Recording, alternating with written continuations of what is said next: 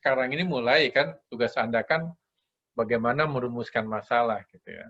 Tapi merumuskan masalah ini bukan sekedar pertanyaan penelitian gitu ya, muncul begitu saja tiba-tiba pertanyaan penelitian gitu ya. Nah, kemarin sudah kita bahas kan di dalam pertemuan ke-1 ya, di video pendahuluan itu, bahwa gitu ya, di dalam latar merumuskan masalah gitu ya, merumuskan masalah nih. Nah, didahului oleh apa? Identifikasi apa? Masalah. Ya. Didahului oleh identifikasi masalah. Nah, jadi di identifikasi masalah ini sebenarnya secara implisit ini diungkapkan di latar belakang. Ya, jangan lupa nih, jadi latar belakang itu ada identifikasi masalah. Jadi bisa saja identifikasi masalahnya ini ada katakanlah 10 katakanlah ya. Oh, masalahnya gini. Tapi dari 10 ini bisa kita rumuskan dalam pertanyaan penelitian. Mungkin hanya 3 saja misalkan. Ya, langsung dirumuskan masalah nih. Oke. Dan ketika latar belakang ya bukan hanya narasi aja gitu ya, bukan hanya secara apa istilahnya verbal saja. Nah, kalau bisa sebaiknya fenomena yang Anda angkat di dalam identifikasi masalah ini ya dikupas dengan baik dengan menyajikan apa? Informasi atau data yang akurat. Ini kan dibahas kan di video 1 gitu. Ya. Jadi tidak ujug-ujug langsung muncul perumusan masalah gitu. Ya. Jadi misalnya ya, contoh misalkan saya ambil penelitian ini ya. Penelitian apa mahasiswa bimbingan saya yang kemarin ya. Sebentar, saya ambil dulu ya.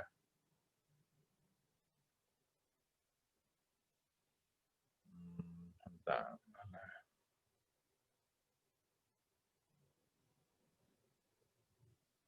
Oke. Ya, ini dari saudara Edwin ya, kemarin yang promosi ini. Jadi ketika latar belakang ya, nih ya. Jadi ini tentang masalah strategi pengembangan pedesaan berbasis pariwisata nih ya. Jadi ketika di latar belakang gitu ya, Anda kupas nih. Oh, ini datanya nggak ada sih. Bukan yang ini.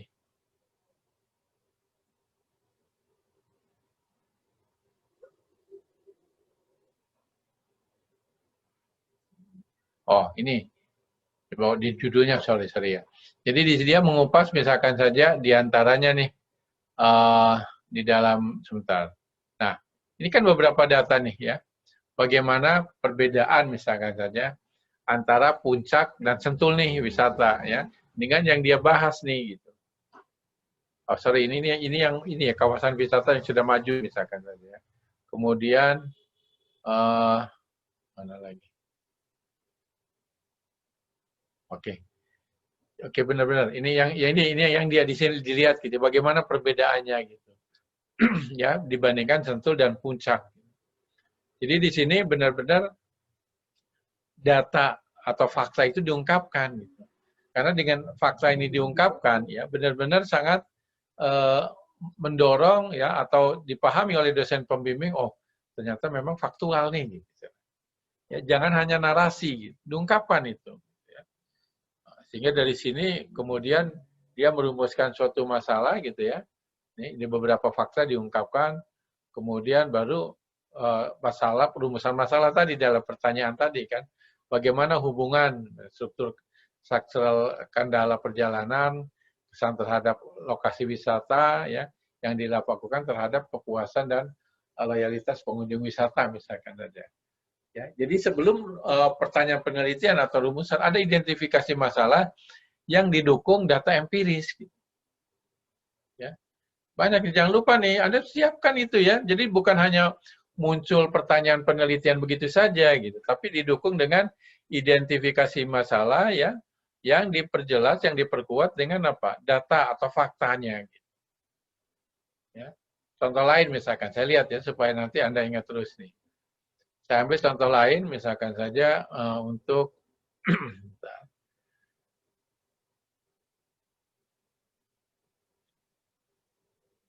Oke. Oke. Ini penelitian Pak Otong nih ya, terkait masalah model kualitas belanja. Gitu ya. Nah di latar belakang, ini fakta-fakta ini diungkapkan misalkan saja. Ya. Misalnya saja terkait dengan apa? Tentang bagaimana IPM nih Jawa Barat misalkan saja begitu rendah nih gitu dibandingkan apa provinsi yang lainnya gitu. Jadi beberapa fakta diungkapkan dulu gitu ya. Fakta-fakta atau identifikasi masalah kenapa IPM-nya rendah gitu ya. Padahal mungkin dana transfer ini masuk ke sana banyak gitu. Mungkin barangkali belanjanya kurang berkualitas gitu. Jadi itu yang diungkapkan. Tidak hanya sekedar sekarang kan memang PR ini hanya memunculkan pertanyaan penelitian gitu kan. Tapi ya setelah itu Anda cari ya identifikasi masalahnya gitu.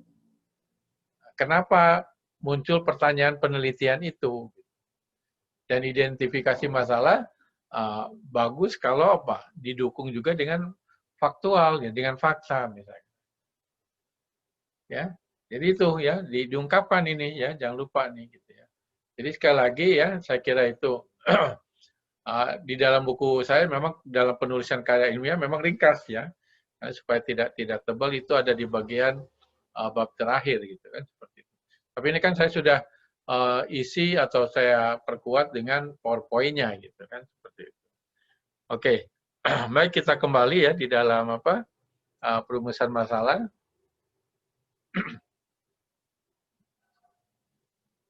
Oke. Jadi sekali lagi ini sangat penting ya perumusan masalah ini ya.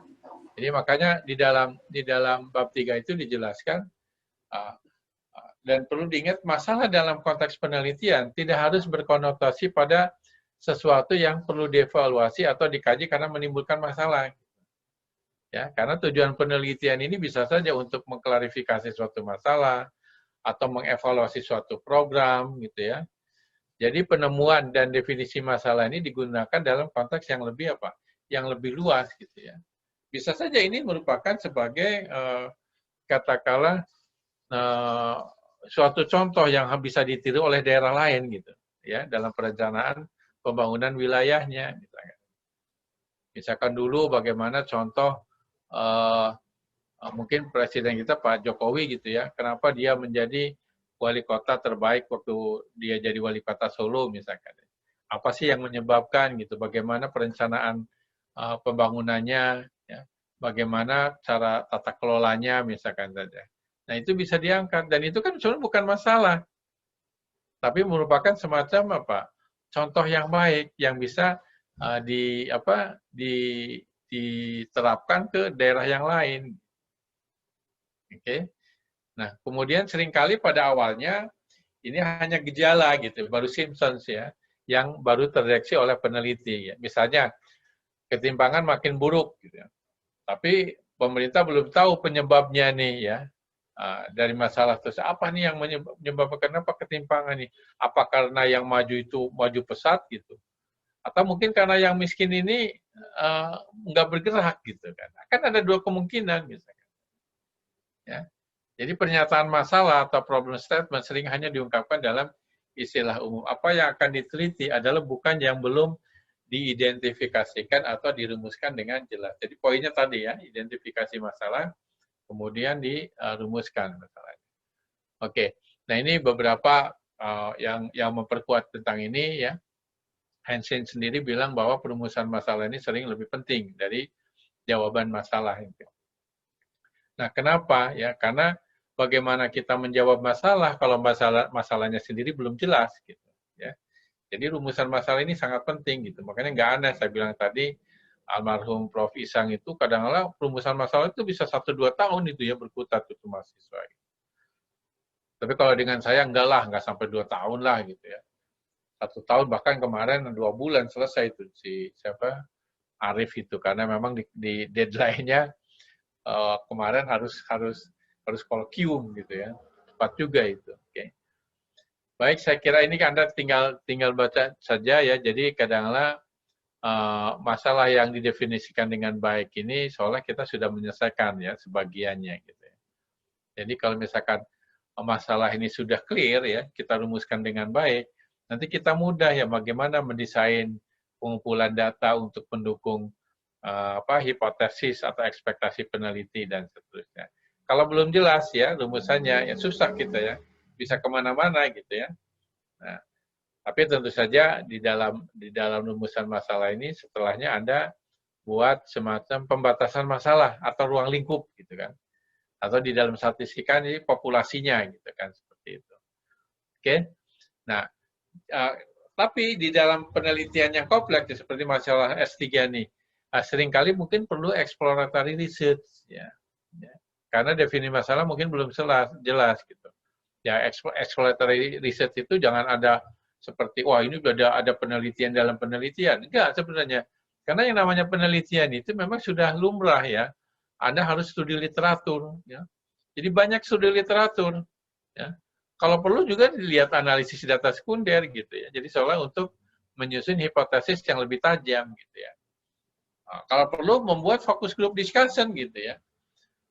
Fokus group discussion ini jangan seolah wih, udah penelitian dong, Pak. Enggak. FGD ini kan bisa saja Anda diskusi dengan teman sejawat gitu ya. Katakanlah di mahasiswa S3 ini cukup banyak nih, Anda diskusi lah. Bikin grup gitu. Ya. Apalagi katanya kan PWD kan sosial kapitalnya bagus gitu. Ya, cobalah bikin FGD misalkan ya. Bagaimana saling memperkuat gitu dan seterusnya. Oke. Jadi nanti di dalam ini ya, makanya ini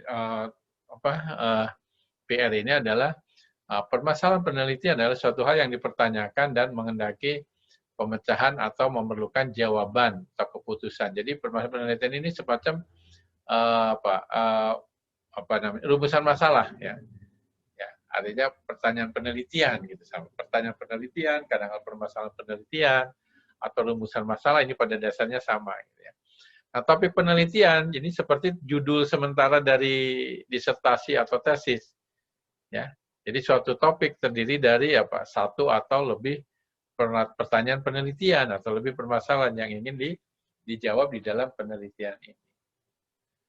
Ya, beberapa contoh ya, saya kira beberapa di tesis atau disertasi tentang analisis potensi keuangan daerah dan pengaruh desentralisasi fiskal terhadap kinerja perekonomian daerah gitu. Kemudian pertanyaan penelitiannya ini gitu ya. Anda tinggal baca saja. Saya kira ada di di web itu kan ada ya beberapa contoh ya. Ini ada topik lain tentang DAU, topik tentang pengembangan infrastruktur gitu ya. Tentang dampak desentralisasi fiskal ya atau dan pemekaran gitu ya. Jadi sekarang ini meskipun sudah ada moratorium ya masih saja kan beberapa daerah memunculkan kemungkinan pemekaran ya, bukan hanya di Bogor Barat saja ya. Bogor Timur pun gitu kan sudah mulai juga gitu ya seperti itu. Ya. Kemudian pelayanan publik ya, termasuk juga tentang IPM ya. Nah, ini yang terbaru kemarin anak bimbing saya di ilmu ekonomi tentang keberlanjutan utang. Ini menarik juga nih. Keberlanjutan utang pemerintah dan pengaruhnya terhadap pertumbuhan ekonomi. Jadi poinnya dari utang, kemudian utang ini nanti dibelanjakan gitu ya. Dari belanja ini ke kinerja perekonomian gitu ya. Jadi seperti pendekatan ekonometrika juga gitu ya. Tapi itu juga dibahas bagaimana keseimbangan primernya dan seterusnya. Termasuk juga beberapa kontroversial dari berbagai penelitian tentang istilah keberlanjutan utang. Gitu ya. Jadi jangan sampai diistilahkan, wah ini berarti utang harus berlanjut terus. Bukan. Gitu ya. Artinya nanti utang ini bisa dibayar atau tidak. Gitu. Apa cirinya bahwa utang ini nanti bisa dibayar atau tidak. Gitu kan. Nah ini juga terkait dengan ini. Nah, ketika memilih topik ya, barangkali sebelum diskusi dengan pembimbing Anda gitu ya, topik atau permasalahan penelitian ya, ini bisa saja diambil dari pengalaman sendiri, misalkan di tempat kerja Anda nih gitu. Apa yang menarik ya, ya. Karena untungnya kalau dari tempat kerja Anda bisa saja dibiayai penelitiannya nih gitu. Ya. Misalkan saja siapalah gitu, saya kerjanya di Bappenas misalkan, yang bisa saja nanti dibiayai oleh Bappenas. Yang kerjanya di Kemenq, bisa saja dibiayai oleh Kemenq. Atau ke institusi manapun lah gitu, coba bisa seperti itu. Oke? Atau mungkin karena diminta oleh sponsor gitu kan. Jadi sekarang ini banyak skim penelitian ya, misalkan saja dari BI juga itu sama. Ya. LPDP juga banyak itu penelitian. Lalu beberapa anak bimbing saya di IE, kemudian di PWD pun dapat itu dana penelitian itu. Dulu anak S2 itu dapat berapa? 15 juta itu. Lumayan lah gitu kan, padahal menggunakan data sekunder itu. Oke. Jadi bisa saja seperti itu. Atau dari hasil studi literatur gitu ya. Studi literatur ini banyak ya, bisa juga dari textbook. Termasuk juga bisa dari kitab suci juga ya. Ya saya tahu ada ini ya, seperti yang itu tentang kes wakaf itu. Idenya bagus itu gitu. Makanya ketika saya diminta oleh PWD suruh membimbing gitu ya, karena memang menarik gitu materinya, dan ini bisa membantu pemerintah daerah yang sangat terbatas gitu ya, kemampuan untuk menyediakan pelayanan publik, ya ini bagus ini. Seperti itu. Tentang kes wakaf gitu. Nah, kemudian ketika memilih topik gitu ya, jangan ini juga terlalu luas gitu ya, sebaiknya mungkin yang dalam jangkauan. Nah, kalau misalkan saja Anda tahun ini harus lulus Pak gitu, ya harus lihat-lihat kembali gitu ya, bagaimana ruang lingkup atau cakupan masalah. Kemudian kira-kira data yang ada nih ini enggak gitu ya, bisa kita kumpulkan enggak gitu, atau datanya tersedia nih enggak nih gitu. Ya, tapi nanti ya di dalam eksperimen gitu kita bisa membuat semacam rekayasa engineering ya, melakukan suatu eksperimen ya, karena ada beberapa yang secara alami gitu ya, penelitian itu susah dilakukan gitu menggunakan survei atau apapun lah. Contoh misalkan saja faktor yang mempengaruhi misalkan saja kepatuhan membayar pajak misalkan ya, datanya ada nggak untuk melihat kepatuhan membayar pajak misalkan? Misalkan dari data individu nih, patuh atau tidak gitu. Susah kan? Misalkan kalau saya nanya nih ke Rizky misalkan saja, Rizky, kamu patuh nggak nih misalkan saja? Nggak mungkin kan kita. Ya? Atau mungkin Anda nanya misalkan ke Ketua Golkar misalkan saja, tanya, patuh nggak bayar pajak gitu? Atau ke Pak Menteri misalkan nanya, patuh nggak? Kan nggak mungkin kita melakukan. Ya, yang secara alami agak susah gitu, sehingga kita menggunakan rekayasa dalam suatu laboratory study gitu, penelitian laboratorium gitu. Ada laboratorium secara fisik, ada semacam rekayasa gitu. Nanti itu udah ada di buku saya yang insya Allah sebentar lagi terbit, di Experimental Economics gitu ya. Nanti kita lihat, mudah-mudahan bisa kita simulasikan gitu nanti. Okay. Nah, kemudian satu lagi harus interesting, ya, harus menarik, jangan asal aja ngambil topik gitu. Ya. Kemudian cukup penting ya, significance ya. Maksudnya significance of topic ini kegunaannya, manfaat dari hasil penelitian ini bagaimana gitu ya. Karena kadang-kala penelitian atau proposal penelitian ini didanai atau tidak dilihat bagaimana manfaat dari hasil penelitiannya ya, significance of topic ini. Ya, jadi ada kegunaan atau manfaat penelitian seperti itu. Jadi itu ya barangkali ya, mulai sekarang berpikir ya, setelah ada topik atau judul sementara dari disertasi atau tesis Anda, kemudian pertanyaan penelitian mulai dibangun nih. Ya, landasannya apa sehingga Anda merumuskan masalahnya seperti itu. Nah, artinya identifikasi masalah, fakta-fakta apa yang bisa diangkat nih di dalam latar belakang gitu. Nah, itu mulai ya dari sekarang nih Anda mencari seperti itu. Oke, ada pertanyaan?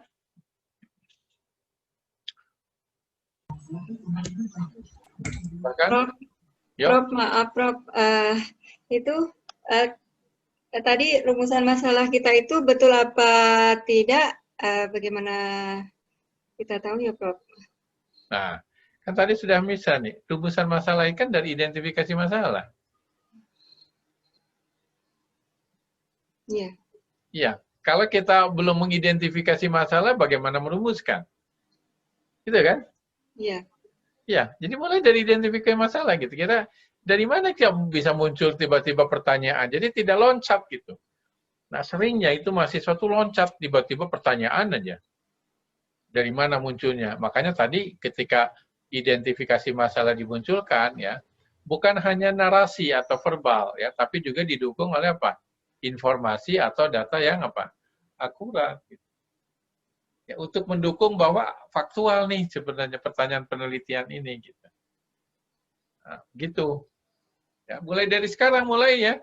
Jangan muncul begitu, tapi kira-kira apa nih fakta yang mau diangkat nih gitu. Ya, Prof. Nah, itu makanya istilahnya apa? Kadang-kadang bisa dikaitkan dengan research gap. Gitu ya. Jadi fakta-fakta itu mungkin bisa saja dari riset orang lain gitu ya, Anda angkat nih gitu ya. Mungkin datanya sumber dari mana nih. Nah, tapi yang ini belum dilanjutkan nih misalkan. Ada bagian khusus yang menarik tapi belum dilanjutkan. Dan biasanya setiap penelitian gitu ya, di dalam bab penutupnya ya, selain kesimpulan ada rekomendasi kan. Nah, di dalam rekomendasi salah satunya adalah penelitian lanjutannya apa gitu. Ya, nah disitulah Anda ambil, oh ini penelitian lanjutannya nih, berarti nanti saya ambil nih. Nah itulah yang namanya research gap gitu. Ya, sudah ada penelitian tapi belum diperdalam gitu istilahnya. Nah itulah research gap gitu kan, kadang-kadang di dalam prelim nih Anda ditanya tuh research gap-nya apa sih gitu, sehingga ada seperti ini gitu. Nah gitu, jelas kan ya tentang ini ya. Oke, Ya, jelas. baik. Ada Makasih, lagi? Prof. Baik, sama-sama. Ada lagi?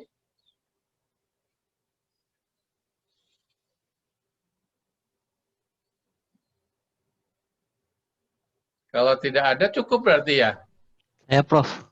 Enak nih kan kalau sudah Anda pernah baca PowerPoint-nya, pernah baca videonya gitu kan. Bisa mudah. Ini Baik, Prof, saya mau nanya Prof. silakan, Prof. silakan. Ya Prof. Jadi ini kan begini Prof, lagi panasnya COVID sama pilkada Prof. Nah kira-kira ini kan ternyata KPU apa KPK gitu kan sudah menentukan bahwa boleh mengadakan kampanye gitu Prof. Nah itu banyak ditentang juga oleh kalangan masyarakat. Nah kira-kira itu apa namanya? Kalau melakukan penelitian itu eksperimen atau survei ya Prof? Bisa saja. Bisa saja kita rekayasa itu, kita eksperimenkan misalkan saja bagaimana kalau misalkan saja itu menarik sih sebenarnya itu. Ya, artinya sebelum apa kita implementasikan, kadang-kadang kan perlu kita eksperimenkan gitu dalam skala kecil ya. Ada yang eksperimennya ada dua macam gitu. Ada laboratory study gitu ya. Ada juga field study. Kalau field study kan soalnya beneran gitu kan, dalam skala kecil gitu. Tapi ketika field study itu ada masalah tentang masalah apa istilahnya? Itu sebenarnya kuasi eksperimen gitu. Karena yang namanya eksperimen beneran itu harus semua faktor itu kita kendalikan gitu kan. Gitu. Boleh saja bisa itu. Makanya kalau sudah baca buku saya ini ada berapa 8 chapter ya kalau nggak salah. Jadi ada 2 buku tentang apa masalah eksperimennya ya. Jadi yang menjadi masalah tentang experimental economics ini seringkali orang berpendapat bahwa nggak mungkin gitu ya di dalam ilmu sosial itu kita menggunakan metode eksperimen dalam pengumpulan data. Ya. Padahal kalau lihat sejarah ya, jadi ada di buku juga dicerita di bab 1 tuh, dulu yang namanya fisika gitu ya, 2000 tahun yang lalu, zaman Aristoteles gitu ya, itu dianggap sebagai non-experimental science itu, fisika itu. Nah, baru ketika ada inovator ya, melakukan kajian bagaimana mengontrol suatu variabel nih, beberapa faktor nih, kita buat tetap, yang lainnya saja kita rubah gitu kan. Nah, baru fisika dianggap apa? Experimental science ketika ada Galileo Galilei gitu. Jadi setelah Galileo Galilei seorang inovator ya, saya kira Anda kenal Galileo Galilei. Nah, baru fisika dianggap apa? Experimental science. Termasuk juga ini biologi. Biologi kan ilmu yang mempelajari makhluk hidup kan, itu karakternya kan banyak di situ, kompleks yang namanya makhluk hidup itu. Tapi setelah Pak Louis Pasteur, kemudian juga apa namanya yang masalah keturunan itu apa? Louis Pasteur dan Mendel, George Mendel gitu kan ya. Nah, itu setelah melakukan penelitian terkontrol, ya tadi kan ada istilah terkontrol. Jadi bagaimana kalau ini kita rubah, yang ini kita buat tetap, supaya tahu bagaimana sih pengaruhnya nih gitu. Kan kalau dalam eksperimen kan kayak gitu, misalkan ini X5 nih, ada 5X nih. X5 kita rubah-rubah gitu. Yang ini tetap nih, kan ceteris paribus seolah. Nah, ketika ada perubahan, maka ketika respon berubah, maka itulah sebenarnya pengaruh daripada X5 itu. Berbeda dengan survei. Kalau survei apa? Kita nggak tahu penyebabnya dari mana gitu. Apalagi kalau ada multikolinier kan? Ya, kalau survei kan sering ada multikolinier. Kita jika salah dalam menjelaskan apa? Multikolinier tadi apa? Post hoc fallacy jadi akhirnya itu ya. Ada reasoning yang salah karena menganggap yang sebelumnya itu sebagai penyebab gitu. Padahal faktor yang mempengaruhi itu sangat banyak. Nah, termasuk juga kalau ada multikolinier gitu. Ketika X1 berubah dengan asumsi yang lain tetap, padahal yang tetap kan berubah, yang lain berubah.